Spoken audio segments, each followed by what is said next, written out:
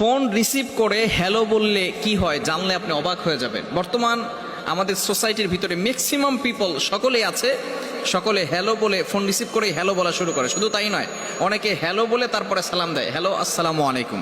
খবরদার, এই ভুলটি করা যাবে না। বিশেষ করে এই হ্যালো একটা যে শব্দ, সেখানের মূল একটা অর্থ রয়েছে হেল।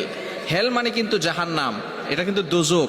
বিশেষ করে আরবের অধিকাংশ মুফতি যারা রয়েছে, গ্রান্ড মুফতি যারা রয়েছে, তারা বলছেন যে শুরুতে এই শব্দটা ব্যবহার করা যাবে না, শুরুতে কিন্তু সালাম দিয়ে কথা বলতে হবে।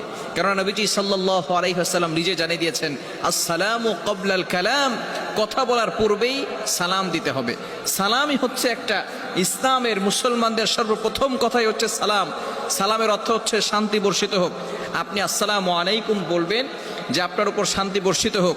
এরপরে সালাম একটু বৃদ্ধিও করা যায়, আসসালামু আলাইকুম ওয়া রাহমাতুল্লাহি ওয়া বারাকাতুহু।